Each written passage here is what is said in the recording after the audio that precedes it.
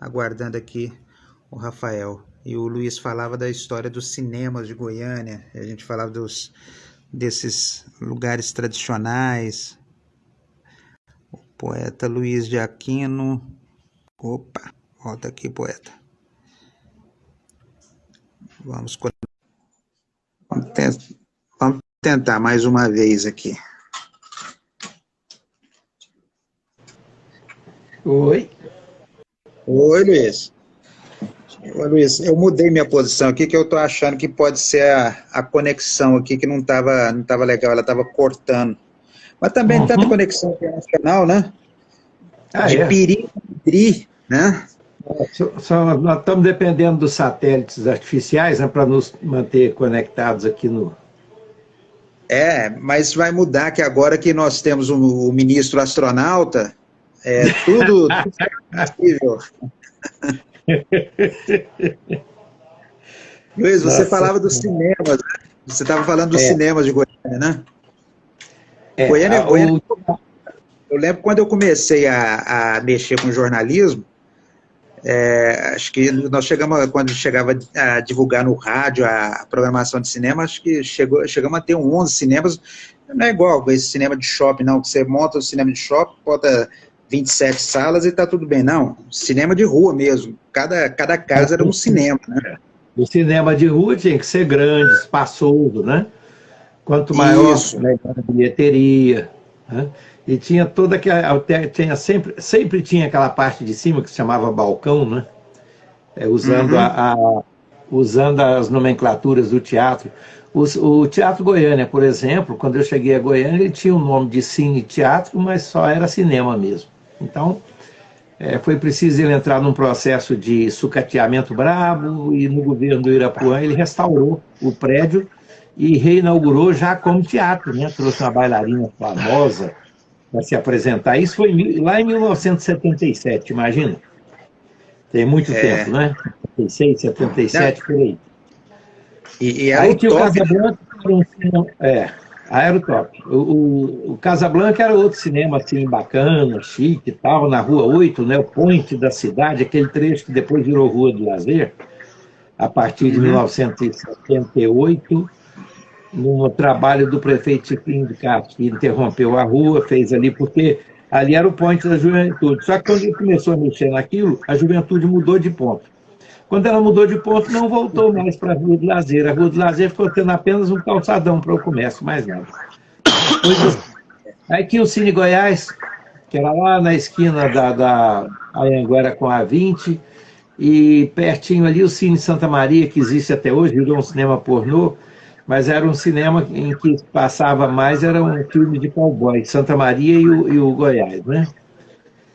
E em Campinas tinha 2 ou 3 cinemas, depois vieram outros vários, né? O Astor na Rua 9, o Frida na Avenida Goiás, um cinema duplo, como é que ele chamava? Rex, ali na Rua 8, para baixo. Que na 8 ali, Hits. Aí teve o Presidente, Cine Hits. Teve o Presidente. O Presidente lá no Hotel Presidente. Isso. Perto da antiga loja americana, né? Isso. E daí tinha os de Campinas, né? Sempre aquela rivalidade Goiânia-Campinas, tanto é que com relação a Campinas, nós não falávamos em Campinas como um bairro, não. Era outra cidade, né? E tinha uma rivalidade. Como é que chamava aquele? Tinha um na Vila Nova, como é que era o nome dele? Ah, rapaz, como era o nome daquele cinema? Na Praça do Mercado. Era Regina? Cine Regina, é isso? Regina. E tinha um Cine Helena em Campinas também, onde depois, ali perto do camelódromo, o camelódromo do lado esquerdo, aquele camelódromo OK. Chama OK porque naquele tempo tinha lá uma recalchutagem de pneus, chamava Pneus OK, né? Ficou com esse nome. Cine Helena, tinha um no edifício também. E tinha um no edifício Cine Capri, né? E é por isso que o nome ficou no prédio até hoje. Ficou como Cine Capri, igreja. O primeiro cinema de Goiânia virar igreja, né? Depois veio o Cine Ouro, né? O Cine Capri foi o primeiro que teve um som sensacional, valia a pena ver filme lá, viu? E era muito grande, né? O Cine Capri era muito grande. Muito grande. E outra coisa, quando saiu o 2001, Odisseia no Espaço, lá por 1968, 69... 69. Aquele cinema, aquele filme tinha uma tecnologia maravilhosa, um som excelente, e precisava mesmo do cinema daquilo para a gente assistir, viu? Os dois cinemas com o melhor som em Goiânia eram lembra que o 2001 a gente entregava uma cartilinha também para você entender, né? Pra você ficar inteirado do que eu estava falando. Olha, chegou a sair um livro explicando o filme. A pessoa entendeu o filme. Eu tinha esse livro por aqui, desapareceu, não sei o que foi feito dele.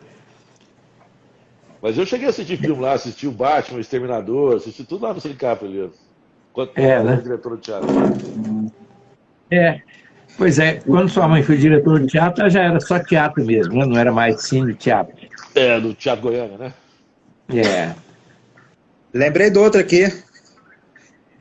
Ali no Setor Oeste tinha o Cinema 1, que depois virou teatro, né? Foi e depois na década de 80. Galeria 1, na década de 80. Virou boate. E eu vi muita foto relacionada a isso, porque quando virou teatro lá, quem tomou conta por um bom tempo foi o Hugo Zorzetti, saudoso Hugo Zorzetti, que montou ali a sua base para estudo, produções, né? Vi muita foto no perfil do Mauri de Castro aqui no Instagram. Mauri postou fotos assim, mais antigas. Tá picotando sua fala. O Marcelo vai cair de novo, Marcelo? Tá igual o Vasco. Não sei. Tá buscando fantástico. Parece que... Eu acho que é muita conexão internacional para um dia só. A banda não tá aguentando, tá certo. Muito pesado. Aqui tá muito pesado. Pois é. Mas o que eu mais sinto falta hoje, o Luiz, é que nós vivemos, a gente já conversa alguma coisa sobre isso, nós estamos viemos de um tempo, o Rafael exerce e tem procurado exercer essa coisa, mas as pessoas tinham mais opinião formada sobre as coisas, tinha muito medo de falar as coisas, né, de criticar. A gente vê cada possibilidade, todo mundo. Semana passada eu tava bobo de ver a prisão do Roberto Jefferson. Tudo bem que a prisão pode ser abusiva, tudo, tem que ser condenada, mas a defesa que algumas pessoas fizeram do Roberto Jefferson parecia que era a pessoa mais ilibada do mundo. A gente está perdendo, nem senso, está perdendo a noção. A gente está perdendo o chão. Rapaz, essas pessoas, se dessem mais uma semana, eles iam defender assim aquele Lázaro lá de Cocalzinho. Não, sério. Defender o Roberto Jefferson é uma tarefa, não é para qualquer um. As pessoas não têm mais vergonha de falar besteira, sabe? De falar sem conhecimento de causa. Escuta aqui, houve um inquérito na Polícia Federal. A Polícia Federal pediu a prisão do cara. O ministro do Supremo consultou a Procuradoria-Geral da República. O procurador arquivador-geral resolveu engavetar, sabe? Enrolou, porque ficou com receio daquilo respingar no chefe. Adiantou o quê? Nada. Porque o ministro que não está aí para temer de ninguém mesmo, não pode estar lá para isso, ele é pago para ter coragem mesmo. Claro, não vai responder, não? Mandou prender. Foi preso pelo ministro fulano. Foi o ministro, não. Quem pediu a prisão foi a Polícia Federal. Quem foi lá buscar o cara foi a Polícia Federal. O ministro só fez cumprir o rito do processo, né? E já que o procurador-geral, o chefão do Ministério Público Federal, resolveu calar a boca, achou que ia engavetar o caso, deu no que deu. Agora ele que se cuide, porque a qualquer momento ele é que pode fazer companhia para o Roberto Jefferson, porque ele está dando motivo para isso. Nós temos que recuperar isso. O que eu falei foi o seguinte, você pode achar a prisão... A prisão pode ser injusta, mas, primeiro, ela não é ilegal e não é arbitrária.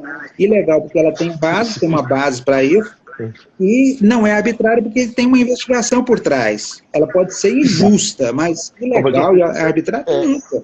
Jamais. E nesse caso não vai caber muito espaço para que ela seja injusta, não, viu? O cara provocou o tempo todo. E a filha dele repetiu coisas para ser presa também. Não, eu estou falando para quem fala que é injusto, mas não fala que é ilegal, não. Entendi. Você me falou, do Lázaro. Me falou do Lázaro agora. Só para não perder o ponto, rapidinho. Assim, porque é o seguinte, você puxou essa linha aí falando sobre essa questão das pessoas se posicionarem ou não, né? E que eu acho que até se posiciona muito, de uma maneira equivocada muitas vezes, mas assim, o Beto Eco, também saudoso e honroso, né, filósofo moderno, que falou que a internet deu voz aos idiotas, né? Assim, e que tem um lado positivo também. Isso a gente consegue identificar mais fácil os idiotas hoje também. Né? Antigamente você tem que procurar um pouco mais para achar o idiota. Hoje o idiota ele se sinaliza. Agora a gente se engana mesmo. Tô aqui o idiota. Ele fala mesmo que ele é idiota. Eu tenho preguiça de falar que ele é idiota. Então, assim, eu acho que quando a gente passa, porque hoje todo mundo tem voz. Né? Hoje não é nem que todo mundo. Dentro do jornalismo que a gente estudava aquela questão da responsabilidade, né, com essa voz, hoje não é que todo mundo é jornalista, todo mundo hoje é veículo, né? E veículo e jornalista ao mesmo tempo. Então, essa responsabilidade as pessoas não têm. Mas isso não cabe, isso cabe a um processo que deveria ser ensinado, inclusive dentro da escola, no ensino fundamental para frente. Ou seja, a gente discutir isso é até meio covarde, porque dá uma metralhadora na mão do chimpanzé, pô. Ele vai saber fazer com aquilo. Ele sai fazendo merda mesmo. O Luiz estava falando do lado, e as pessoas parece que não se cansam de passar vergonha. Olha só, a confusão que teve para prender, para acabar com o Lázaro, para acabar com o problema do Lázaro lá. O Lázaro fez a polícia goiana de boba por quanto tempo? O secretário falou aquela bobagem lá de que ele era representante de uma quadrilha que tinha não sei quantas pessoas, não virou nada isso. E agora vai o Ministério Público, o Ministério Público para encerrar o processo, quer fazer um acordo com a ex-companheira do Lázaro, propondo para que elas paguem R$500 de custo judicial para encerrar o processo. Olha que estupidez do Ministério Público. Esse pessoal, parece que esse pessoal não tem, o pessoal lá não tem grana. Qual é a diferença que faz R$500 de multa para uma confusão dessa, para uma vergonha que o Estado, enquanto instituição, passou com esse cidadão? Acaba com isso logo, não estica a história, não. O que é isso? Passa a régua, né? Passa a régua e depois vamos para frente, porque senão vai passar mais vergonha ainda. Aliás, esse secretário, de vez em quando, ele morde a língua do jeito meio torto, né? Teve aquele caso daquele escândalo de um bombeiro lá, R$1 milhão, porque bateram boca, um pediu desculpa para o outro e encerraram o caso. É fácil, né, Luiz? Hoje é assim. O primo do governador, foi isso? Agora tem muita coisa que eu sempre digo. Aquele caso que o primo desacatou o secretário, o treinador fez, aí pede desculpa e bota uma pedra em cima. Foi um rolo de R$1 bilhão ali. E morreu por isso mesmo. Aí depois aquela velha história, todo governo fala, acabei com a corrupção. Aí quando acaba o governo, aparece a corrupção. Eu estou falando isso pela história, não estou falando de Caiado, de Marconi, coisa recente, não, estou falando da história. Todo sujeito que passa, conta uma vantagem enorme e tal, depois vem tudo à tona, devagarinho vai aparecendo. Olha só como, vamos pegar um fato mais recente, lá no Rio de Janeiro, por exemplo. O Cabral foi exaltado até dizer chega, né? Até que teve aquela farra dos guardanapos lá em Paris e a coisa começou a despontar, né? O sujeito que foi traído pelos guardanapos do restaurante chique em Paris. Agora, Vou falar, meu filho. É que já vão dizer, já tem gente que vai dizer que eu não gosto do Bolsonaro. Eu acho isso um absurdo. Mas acho que o exemplo vem de cima. Se quiser dizer que eu não gosto, eu acho que eu concordo. Eu também concordo que eu não gosto. Não gosto, não. E olha falar que eu não gosto. A estupidez que é agora, que veio, tá se desenhando aí, que aquele documento TCU para manipular dados sobre a Covid foi falsificado dentro do Palácio. Se falsifica documento para fazer post em rede social, para criar narrativa para criar história. Quem está dando exemplo? É o presidente da República, a autoridade maior do país. E aí depois chega, não, pera aí, eu não estou mentindo, eu não estou atacando o Supremo, eu não estou atacando... É meu direito, é minha liberdade de expressão. Que liberdade de expressão, bicho? Liberdade de expressão. Liberdade de expressão. É isso, amor. E eu vou... Deixa eu só concluir aqui. Vai lá. Bolsonaro, para mim, o grande problema dele não é ser conservador, não é ser da direita, não é ser nada. É ser despreparado para o cara. É isso. Ele é só despreparado, é só mais um... Aliás, é o despreparado maior do assunto. Isso é dar opinião, isso é ter liberdade para dar opinião, certo? Eu não posso chegar aqui e falar que ele é um impostor, ofendendo. Eu não vou fazer isso. Não vou falar que ele é um impostor, mas eu posso dizer que ele não está sendo correto na condução das coisas. Impostor ele não é, ele sempre foi incompetente. Ele nunca mostrou competência para nada. Ele é um incompetente, confesso. Ele nunca enganou ninguém, velho. Ele nunca enganou Exatamente. Ninguém. Ele é incompetente, confesso. Porque é isso que eu falo. Eu não tenho nada... De verdade, se o Bolsonaro... Ele é aquele cara... Botaram ele lá, né? Então, ele não tem culpa, não. Porque a culpa é de quem botou ele lá mesmo. Porque ele sempre mostrou que ele era um idiota completo. Ele nunca escondeu isso. Rapaz, ele é a ponta de uma meada, cheia de problemas maiores do que ele, viu? Eu tenho muito medo do que está por trás. O que ele legitimiza, né? O que ele representa, o que ele legitimiza, é isso mesmo. Ele é a cabeça de ponte, é o testa de ferro. Ele é o laranja de um treco muito mais complicado. Nessa questão de teoria de conspiração, eu não acredito muito não, viu, Luiz? Eu acredito. Eu acho que ele representa ele em política, a coisa não é um jogo de dama, não. É um xadrez complicado. Mas aí eu acho que nem ele está sabendo se isso é verdade, porque ele não tem essa cognição de capaz disso, não. Não, ele não tem, não. Ele não tem, não. Ele é inocente nessa coisa. Então ele é o peão no xadrez, ele é só o peão. Puseram ele lá e falaram, você pode tudo. Ele está pensando que pode mesmo. Ele está acreditando, né? Tá. Não, e o pior, eu volto a dizer, o pior é o exemplo que fica. Tem gente que acredita que pode fazer tudo mesmo. Tem sim. O STF não deixa nem os governadores, senão ele acabava com, senão ele melhorava o país. É por isso. Não, Rafael, vamos colocar o problema é nós estamos, quando eu falei dessa coisa que está corroendo as nossas instituições, os nossos representantes, tudo, começa pelo legislativo mesmo. Olha só, o Bolsonaro agora com essa história de querer propor o impeachment dos ministros do Supremo, ele pode até fazer isso, a sociedade pode fazer isso. Aí ele chega e bate no peito assim, eu vou entregar o impeachment, e o Senado vai ter que examinar. No momento que ele fala isso, a Câmara já deveria ter analisado sem pedido de impeachment que tem lá. Nem para dizer assim, nenhum desses aqui tem razão de ser, nós estamos arquivando tudo. Agora não. Fica sentado em cima, para ficar como instrumento de chantagem da coisa. E é assim que nós perdemos a capacidade de resolver o problema no país, de resolver questões, às vezes questões simples, certo? Cada um tem que assumir o seu papel, não pode ser assim. Mas você vê a qualidade das pessoas que nós estamos mandando para Brasília, né? Olha a nossa bancada de deputados e senadores. Pelo amor de Deus. Para pensar em alguns que passaram por lá, independente de ideologias. Nós já tivemos lá quem, por exemplo, da minha vivência, do meu tempo de assistir essas coisas. Um Pedro Ludovico, um Irapuã Costa Júnior, né? Outros mais. E agora temos o quê? Mauro Borges. Olha o trio que nós temos lá agora. Não dá, né? Deputado. Pelo amor de Deus, que é isso, rapaz? É aquela coisa que aquele programa CQC fazia, né? Fazer uma sabatinazinha com o cara, mostra o mapa do Brasil para ele, onde é que fica o Acre? Ele apontava Roraima. Onde é que Luiz, eu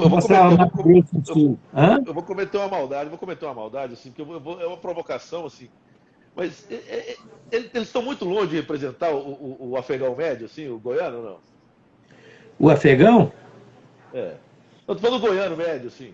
Esses caras que você citou aí, do legislativo e tal, eles não representam também uma boa parte desses goianos? Quem foi que votou neles, né?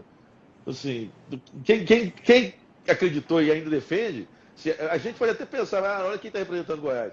Mas se a gente for avaliar bem como é que está nosso estado hoje, inclusive, né, principalmente dessa questão política, será que está muito distante do que a sociedade pensa? Não está, não. A sociedade é aquilo lá. A sociedade é aquilo lá. Pois é. Certo?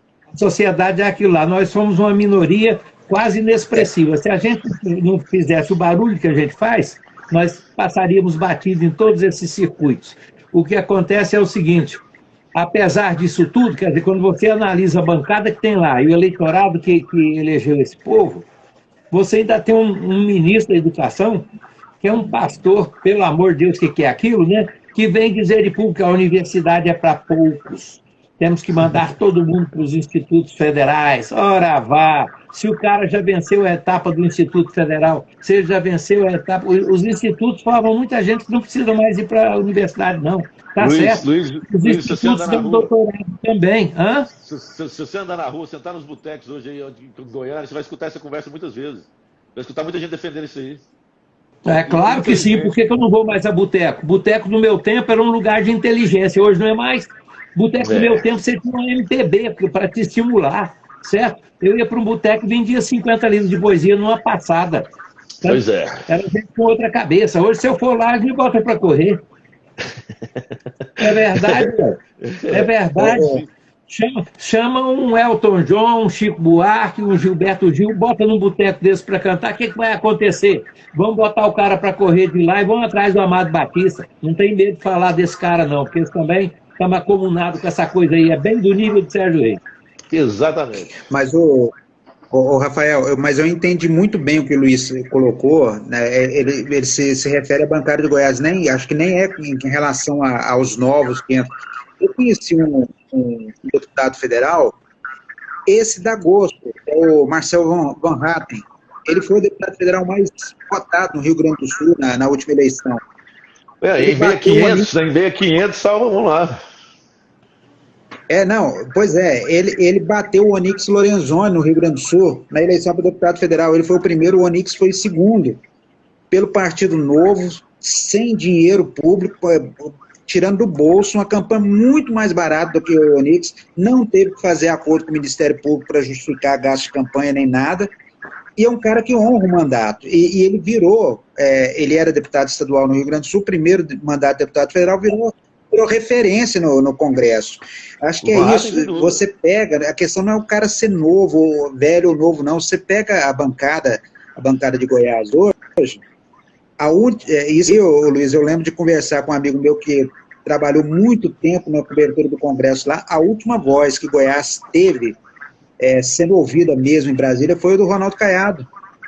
Ele saiu do Senado, Goiás ficou no meio da muvuca lá, não tem ninguém. Mesmo que o cara chegue a líder de não sei o quê, não tem ninguém que chegue lá e bata o pé e fale em nome de Goiás. Não tem. Pô, mas seu amigo lá, Marcelo, como assim, ué? É o nosso, né? Assim? Meu não é não, é de vocês dois. O mais bravo do estado de Goiás, ué? Como assim? Como assim? O nosso.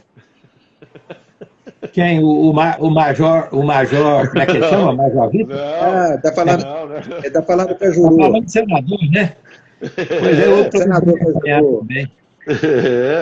No Senado nós temos 3 elementos de quem eu sinto vergonha alheia. E na bancada dos deputados, acho que salvo 1 ou 2. Decepção profunda com o cientista maravilhoso, que é o doutor Zacarias, que vira um político de votar assim na história do voto impresso. Pelo amor de Deus, que vergonha, um homem com aquela cabeça, uma inteligência. O Gustavo acabou de entrar aqui, Marcelo. Manda um abraço pro Gustavo, que ele tá falando do ex-companheiro dele lá da Câmara. Não, o Gustavo eu falei mais cedo, ele entrou cedinho, nós vamos fazer uma live com ele. Nós vamos pegar, sim. Nós vamos conversar. Apareceu o Gustavo, acabou de entrar aqui, eu tô vendo aí. Pois é, mas você entendeu? Então, eu sinto falta disso, sinto falta de definições, sinto falta de posicionamentos mais firmes em relação a coisa. Mas também eu acho que essa é uma causa perdida do jeito que vai. Nós vamos demorar muito tempo para mudar isso, viu, Luiz? Nós vamos sofrer muito, viu? O Rafael, talvez os netos do Rafael vão ver alguma coisa muito positiva aí nesse meio. Eu tenho esperança. Pode ser. Eu não. Eles tem que acreditar, porque senão nós vamos pedir para todo mundo se matar. É o seguinte, pega um livro meu chamado Deu no Jornal, que tem lá 16 entrevistas publicadas no DM da década de 90, a última década do século passado, e tem uma com o doutor José Pleury. Leiam essa entrevista. Ele fala da Assembleia do tempo que ele foi deputado estadual, sabe? Como era constituído o quadro de deputados daquele tempo. Diz que havia, me parece que, acho que eram 8 fazendeiros, eram 8 médicos e 10 fazendeiros, tinha uma composição assim. A maior parte eram médicos e professores, sabe? E fazendeiros tinham 8. Eu disse, mas o fazendeiro daquele tempo era interessante, ele era um sujeito de poucas letras, mas muito inteligente, muito informado, sabe? Bom de argumentação. Então, eles conversavam conosco de igual para igual e nós colhíamos, nós, os estudados, colhíamos muitas coisas com eles. Eles tinham informações às quais nós não tínhamos alcance. E assim se completava um colegiado bacana. Isso, a Assembleia Legislativa de Goiás, constituída em 1947, imagina. Certo? Era assim. Hoje nós chegamos a isso que se vê aí. A Assembleia, se fechar hoje, não muda muita coisa, não. Você reduz custo. Porque passa tudo. Não adianta discute só para aparecer. Discute, e vota como o Executivo quer. Certo? Aliás, eu queria perguntar para o Marcelo, Marcelo é um cara instruído, sabe de tudo que está acontecendo no Estado, na cidade de Goiás. Para com isso. Marcelo, essas campanhas Eu me informo por ele. Pô, o que é isso, das campanhas da Alegre na televisão? O que é aquilo?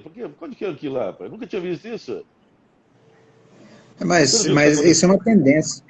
Isso é uma tendência hoje, a Assembleia está fazendo, a Prefeitura de Aparecida está fazendo. Pois é, propaganda enganosa. Prefeitura eu sempre vi, mas a Assembleia fazer propaganda da própria Assembleia, eu nunca vi isso, não. Nós estamos pagando. Não, é a primeira. Nunca fez. Há uns 3 ou 4 anos inventaram propaganda de cartório. Nunca vi propaganda de cartório. Até porque não tem jeito de fugir do cartório, né? Vai fugir do cartório, tem jeito de não fugir do cartório? Pois é, não tem jeito, eles te mandam para lá e outra. Nós temos a justiça mais cara do país, hein? Não é só a gasolina, não. A justiça mais cara do país. Uma vez eu tive uma questão, uma demanda lá de São Paulo e tal, eu falei assim, eu tenho que pagar as custas. Eu falei, meu Deus do céu, quanto que é isso? Não, é R$100 ou R$90. Só. Aqui não é Goiás, não. Quer dizer, os caras de lá sabiam os preços que se cobravam aqui. Aqui nós pagamos até o clube do juiz, em qualquer custo. Se você tiver que pagar, tem uma parcela que é para pagar para o clube do juiz. Isso associação. É negócio nojento, é sujo. E continua, sabe? Ninguém consegue tirar isso.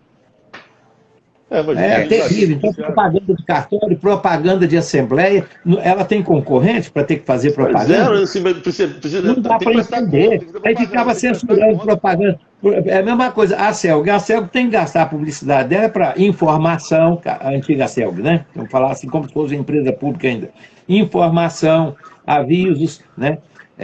Procedimentos, localização de pontos, de sei o que e tal. E essa é a comunicação de um órgão desse.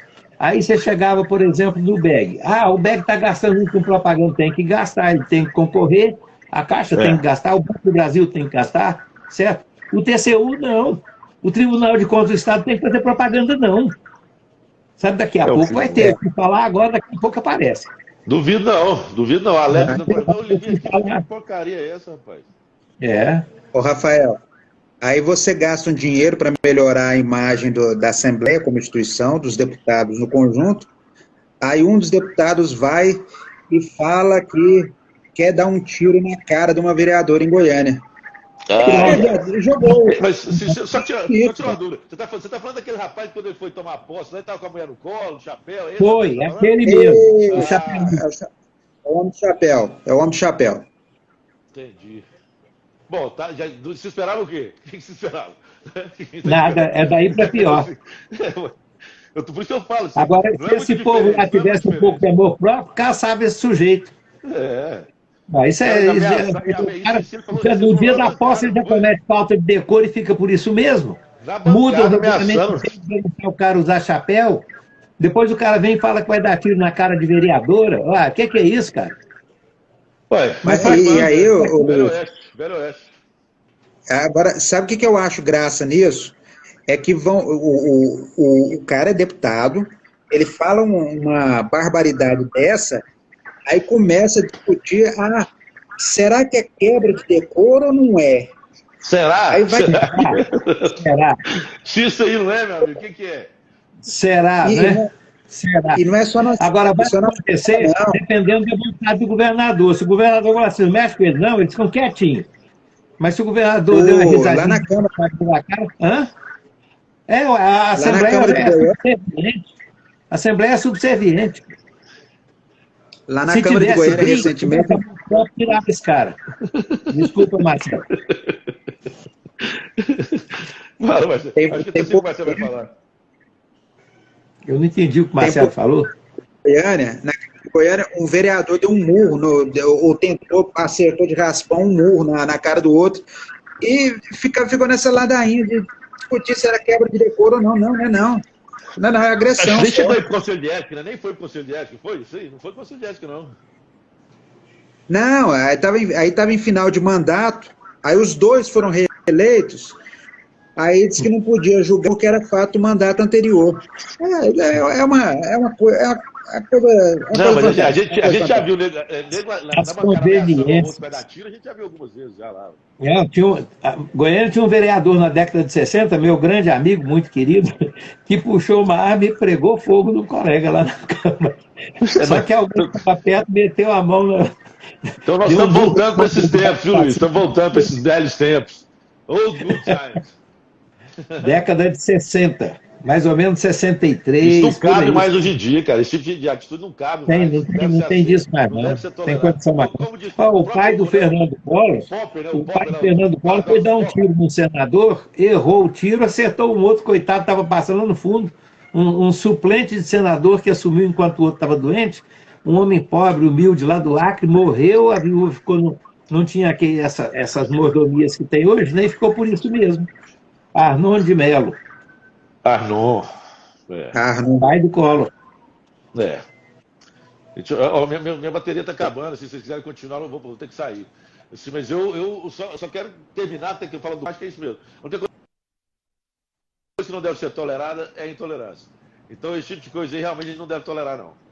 Porque não cabe mais na sociedade hoje, não cabe mais no mundo que a gente vive, pelo menos no mundo que eu quero para os filhos, que eu quero filhos para esse mundo, né?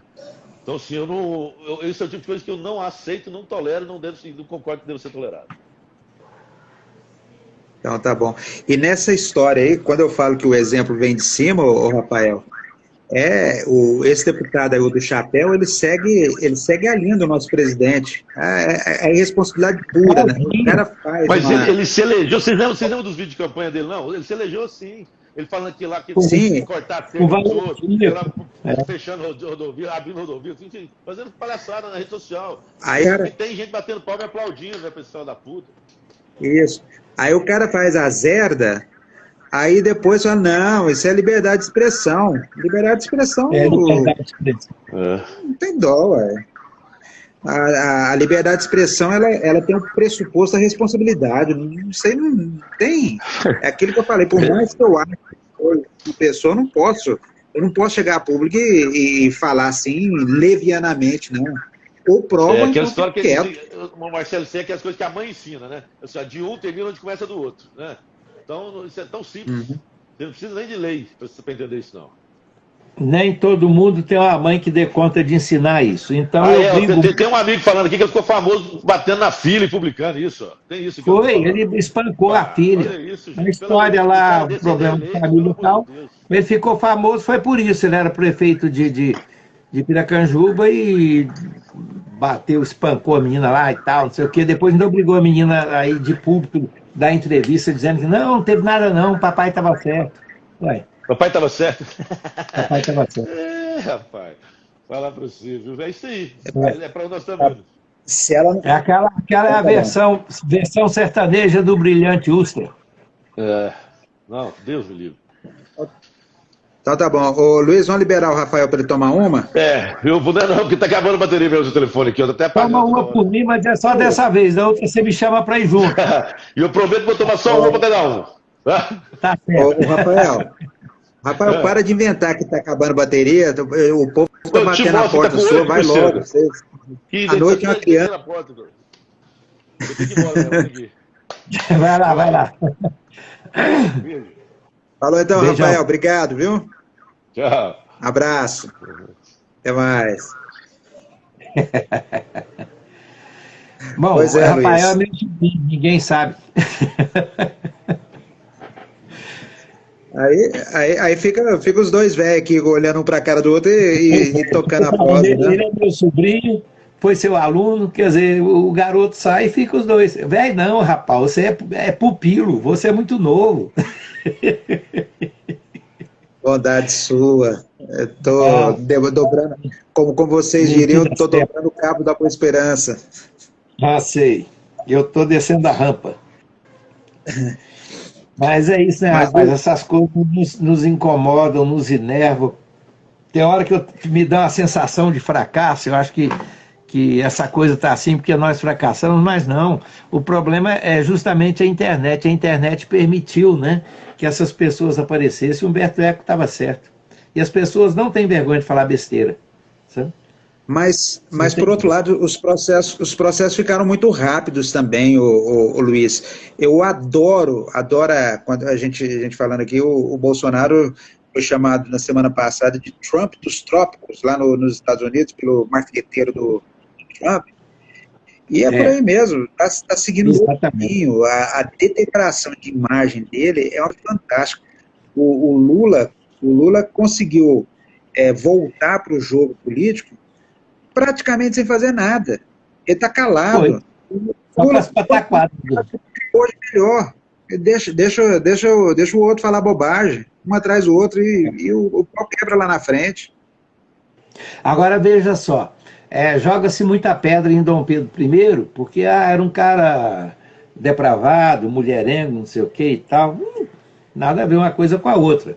O sujeito comete um desatino, segundo alguns diziam, né, de proclamar uma independência de um verdadeiro império, que era isso aqui, né? Olha o tamanho de Portugal, o tamanho do Brasil, territorial. A população de Portugal é a da grande São Paulo, que é aproximadamente 10% da população do Brasil, né? E assim vamos por essas comparações.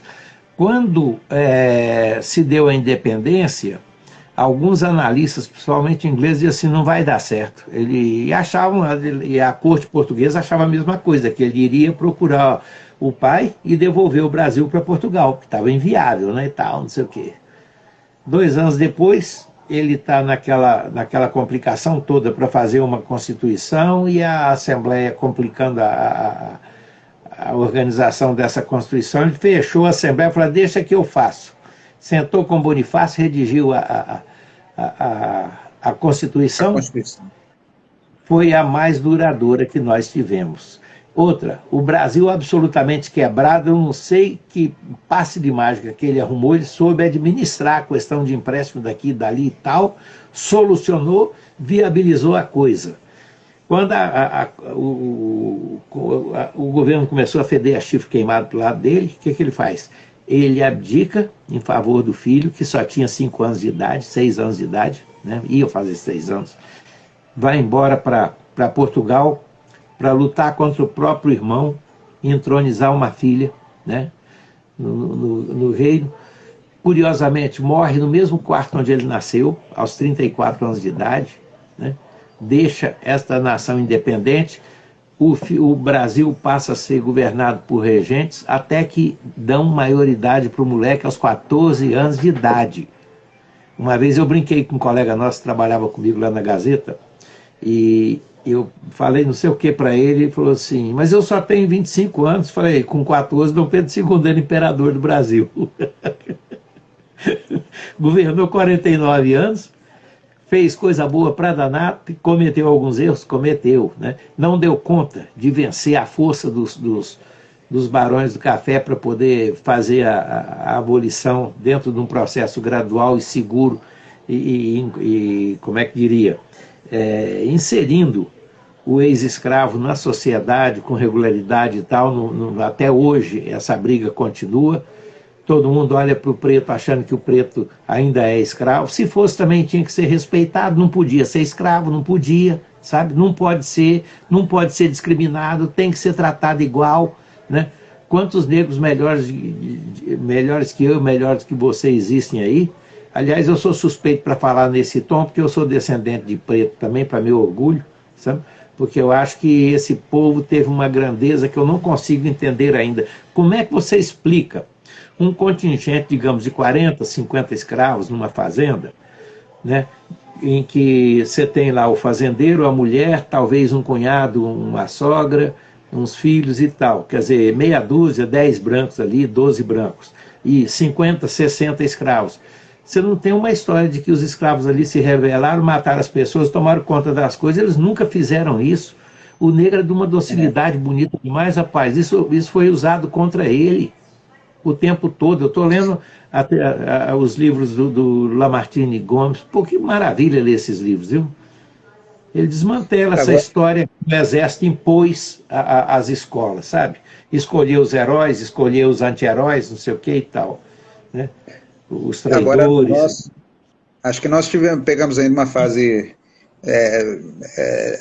acho que as pessoas hoje também têm, mas nós tivemos a oportunidade de viver muita coisa. Eu estou lembrando aqui, eu fui trabalhar na RBC-FM, foi minha segunda emissora, depois de estagiar na Rádio Universitária, foi o meu primeiro emprego mesmo em rádio.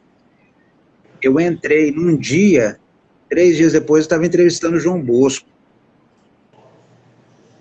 Coisa de, acho que uns 2, 3 meses depois, eu estava lá em Goiás entrevistando o João Bosco, músico, né? Uns 2, 3 meses depois, eu estava em Goiás, eu fiz a penúltima entrevista com a Cora. Então, é coisa assim que era natural para a gente, fazia parte do cotidiano, né? Hoje parece que é muito diferente, né? Tudo está muito diferente. Hoje você vê time de futebol aí, nós que é Vila, né, Luiz? Estamos juntos. Tá jogando, não sei quanto tá, não. Eu posso até ver aqui. Agora, a gente vê, a gente é de um tempo que a gente ia cobrir futebol, por exemplo, você ia no treino. Hoje você não, clube fechado, você não entra, não conversa, é tudo na base só da internet também. Fica meio frio, né? Ô Marcelo, ontem eu estava contando para uma pessoa, uma poetisa minha amiga, a sua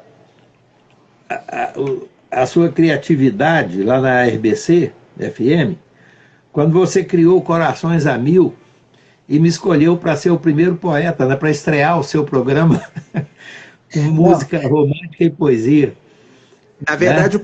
o programa já existia, já existia a inversão de algumas mensagens lá. O que a gente fez lá, o que a gente foi incluir, que a gente já trabalhava música goiana, aí houve a ideia lá da gente incluir, fazer um dia na semana, selecionar poemas de autores daqui e tocar, né?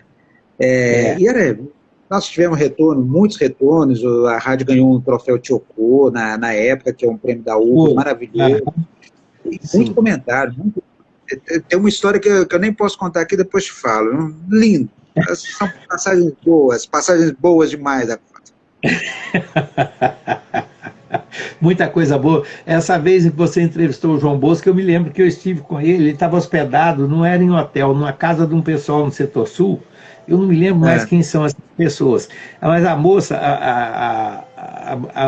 o casal que o hospedou, né? A moça estava preparando como é que chama aquele queijo sírio que a gente come com quibe cru? Arish. Me deu uma linhas gerais como fazer aquilo. Eu nunca tentei, mas achei um barato, né? Ela fazia o arish ela própria. E a gente num papo agradável, nessa época eu estava com a Anete, né? A Anete também era cantora e tal. Então foi um papo maravilhoso, assim, sabe? Brincando com o João Bosco, e eu brincando com ele, que eu achava que ele era grande, alto, ele era baixinho, né? Porque ele parece mais com o Bororó, né? Eles eram parecidos, e o Bororó é alto. E quando eu vi o João Bosco, achei ele miudinho. E esses tempos, fui ao show do Gilberto Gil lá no Flamboyant, e depois eu consegui fazer uma foto com ele, né, lá fora. Eu falei, ô Gil, eu te entrevistei aqui lá na década de 80 e tal, você esteve aqui assim, ficou no Hotel Bandeirante. Aí eu me lembro que eu vim, você estava com uma estrela, seu cabelo estava com a estrela branca aqui. Ah, foi quando eu lancei o Luar, exatamente, lançando o Luar, né? Aí tinha um quarto crescente, né? E a estrela, lembra? A capa do disco, né? Ele fez aquela estrela na cabeça. Tinha essas coisas. A Elis Regina, aquela camiseta que a Elis quase foi para a cadeia, porque ela estava com a camiseta que era o disco da bandeira do Brasil, e em vez de Ordem e Progresso, estava Elis Regina.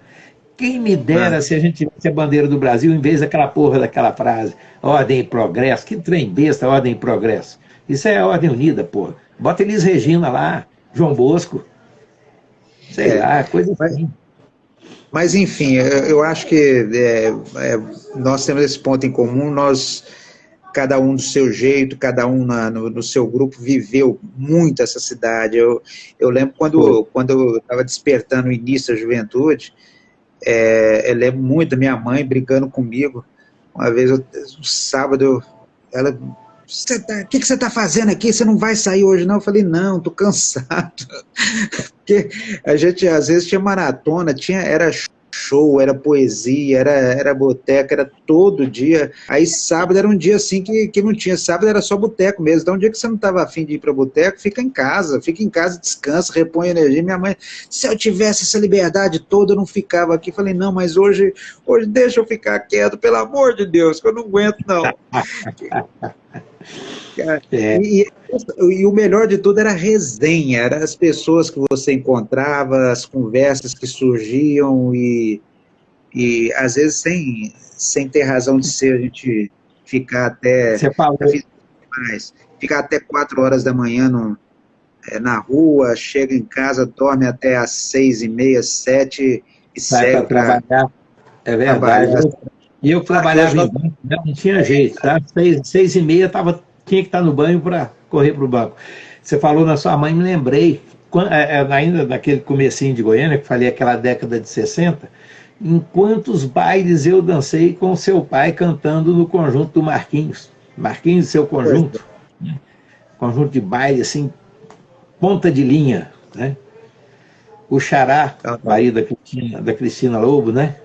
Xará na bateria. Era uma turma boa. Luiz, obrigado pelo papo, viu, cara? Esse tempo permite a gente essas facilidades da gente se conectar de um lado ao outro, mas eu ainda sinto muita falta do calor, daquele encontro. Eu lembro que a última vez acho que foi não sei se foi a última vez que a gente encontrou, acho que não, acho que foi a penúltima, foi no aniversário do Rafael, que a gente sentou junto numa mesa.